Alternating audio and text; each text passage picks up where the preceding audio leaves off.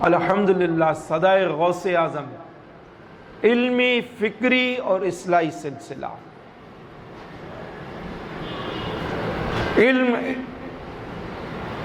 ایک ایسا نقطہ ہے جس کی ہر مسلمان کو ضرورت ہے، اور اس کا اصل منبع، مرکز مسلمان کے لیے قرآن اور حدیث کریمہ ہے، قرآن کریم اور حدیث کریمہ۔ ایمان اور عقیدہ یہیں سے ملتا ہے، پھر عمل یہیں سے ملتا ہے، پھر وہ صورتیں کیا ہوں کہ دین، ایمان اور عمل کی حفاظت کا سامان ہو، یہیں سے ہمیں پتہ چلے گا۔ اور پھر دوسرا نقطہ فکر، کہ اگر فکر ہو تو اسلامی فکر ہو، اگر فکر ہو تو اسلاف والی فکر ہو،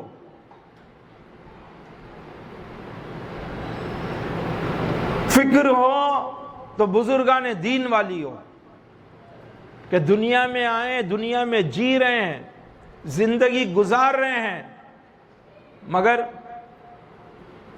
لوگوں کو اذیت نہیں دیتے، تکلیف نہیں دیتے، ظلم نہیں ڈالتے۔ انہوں نے ہمیشہ مخلوق خدا کی خدمت کی، اسلام کی خدمت کی، اسلام کو عام کیا، اسلامی تعلیمات کو دوسرے علاقوں تک، دوسرے لوگوں تک پہنچایا۔ تیسرا اصلاح، کہ اپنی بھی اصلاح ہوتی رہے اور دوسروں کی بھی اصلاح ہوتی رہے، تاکہ معاشرے میں بگاڑ نہ پیدا ہو، تاکہ سوسائٹی سنبھلی رہے، اور انسان بالخصوص مسلمان ان تین نکات کا مجموعہ بن جائے تو اس کی زندگی سنور جائے گی۔ علم، فکر اور اصلاح سے مالا مال ہو جائے۔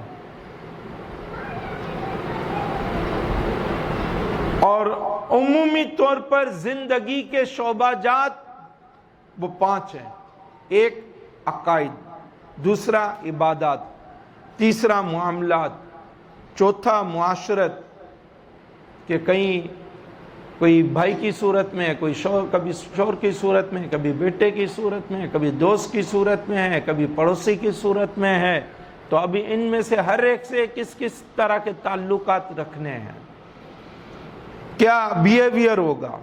اور 5واں اخلاق،